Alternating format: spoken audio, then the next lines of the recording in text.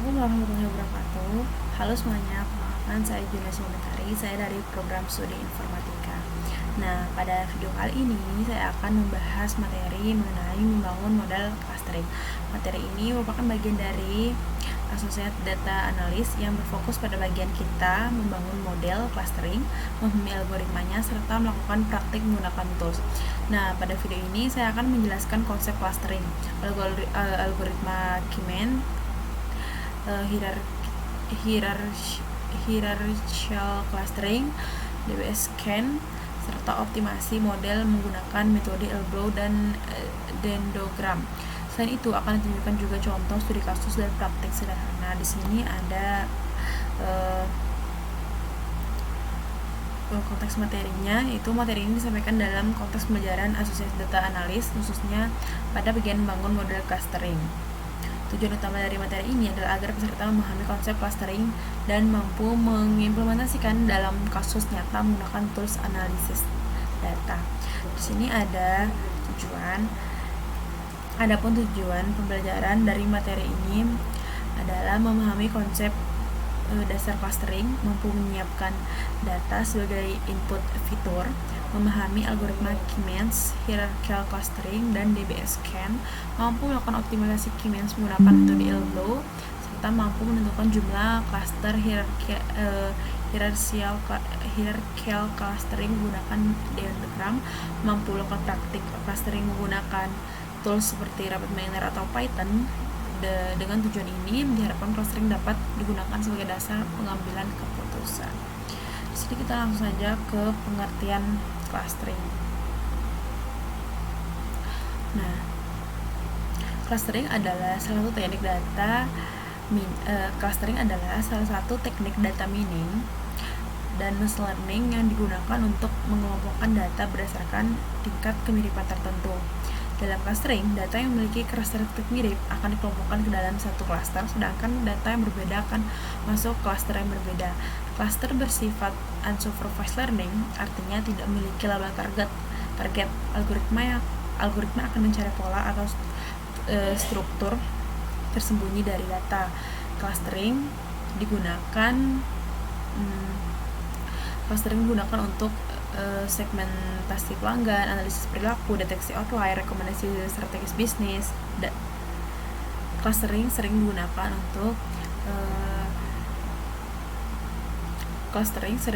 untuk segmentasi pelanggan, analisis perilaku, deteksi outlier, dan rekomendasi strategis bisnis.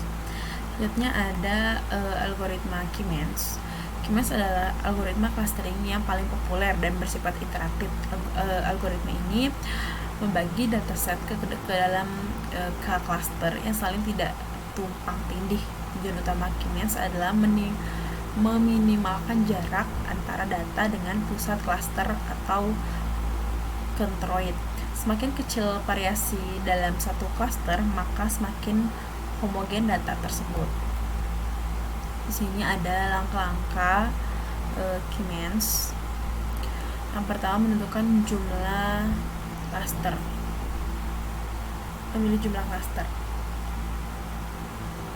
Misalnya kita menentukan K sama dengan 2, maka data akan dibagi menjadi 2 kelompok.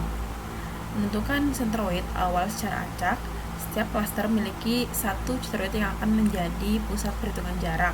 Mengelompokkan data ke centroid terdekat, data akan masuk cluster dengan jarak terdekat berdasarkan Euclidean distance. Menghitung ulang posisi centroid baru dihitung dari rata-rata seluruh data dalam satu cluster dan mengulangi proses hingga konvergen. Proses berhenti ketika tidak ada data yang berpindah cluster. Selanjutnya ada optimasi Keynes. Nah, optimasi Keynes salah satu kelemahan. Selanjutnya ada optimasi Keynes. Salah satu kelemahan Keynes adalah penentuan nilai K. Jika K terlalu kecil atau terlalu besar, hasil clustering menjadi kurang optimal. Untuk mengatasi hal ini digunakan Elbow method dengan metrik WCSS atau Within Cluster Sum of square. WCSS mengukur total jarak kuadrat antara data dan centroid dalam satu klaster. Semakin kecil nilai WCSS, semakin baik hasil clustering. Selanjutnya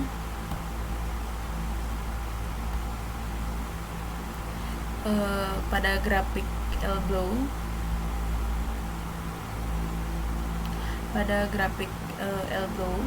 sumbu X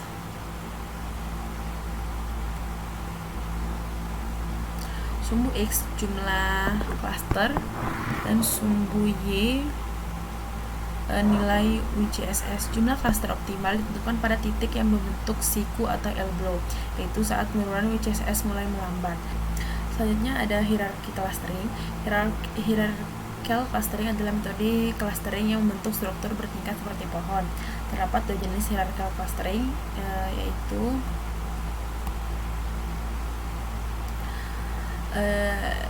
divisive pengelompokan. Divisive dikenal sebagai pendekatan top down, yang yaitu mengambil klaster besar dan mulai membaginya menjadi 2, 3, 4 atau lebih klaster. Yang kedua ada agglomerative. Pengelompokan aglomeratif dikenal sebagai pendekatan bottom up, yaitu pengelompokan dimulai dari klaster kecil menuju satu klaster besar.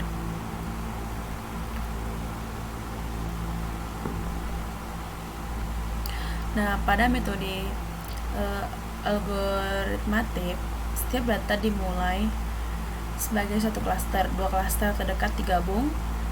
Proses diulang hingga menjadi satu klaster besar. Optimasi hierarki clustering. Proses diulang hingga menjadi satu klaster besar. Selanjutnya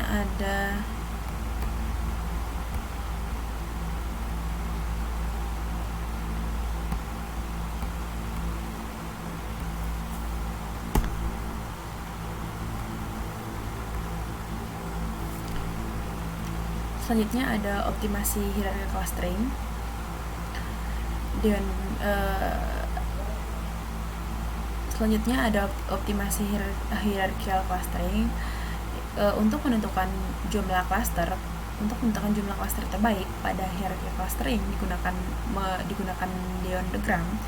Diagram adalah diagram yang menunjukkan proses penggabungan klaster berdasarkan jarak Euclidean. Cara menentukan jumlah klaster.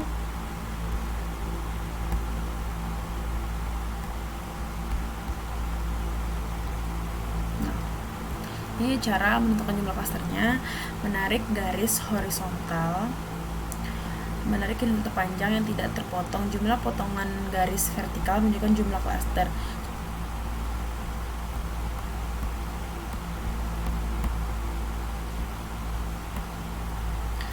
Selanjutnya kita beralih ke DBSCAN.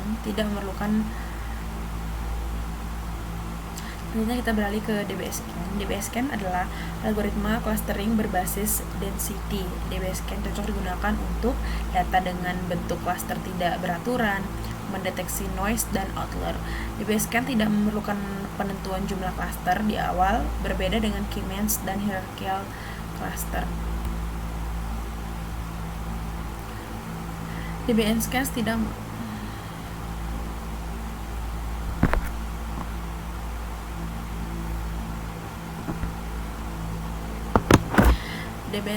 DBSCAN atau Density Based Spatial Clustering of Application with Noise adalah algoritma dasar untuk pengelompokan berbasis density. Algoritma ini dapat menemukan klaster dengan berbagai bentuk dan ukuran dari sejumlah besar data yang mengandung noise dan outlier. Selanjutnya saya lanjutkan ke prakteknya. Yang pertama saya akan drop datanya dulu. Saya masih menggunakan data mal customer. Saya drop. Setelah saya drop, saya search di bagian operator, yaitu select attribute. Setelah di search, silakan di drop lagi, lalu data tadi dihubungkan ke select attribute. Klik select attribute, lalu di bagian attribute filter type diganti dengan a subset, Lalu di select subset, silakan diklik, lalu annual income dan spending score, di apply. Setelah di apply, kita ke bagian search lagi, lalu search normalize, lalu di drop lagi.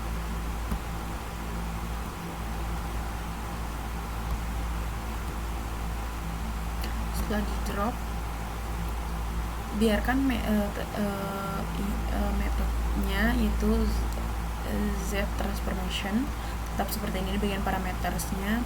Lalu kita search K-means,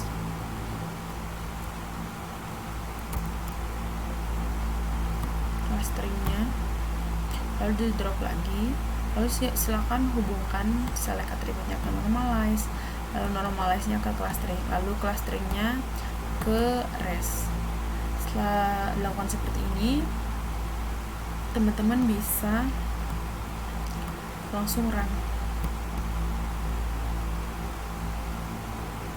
Nah, baik, ini adalah hasil dari cluster data. Baik, mungkin itu saja yang dapat saya sampaikan. Lebih kurangnya saya mohon maaf. Wabillahi taufiq wal hidayah. Wassalamualaikum warahmatullahi wabarakatuh.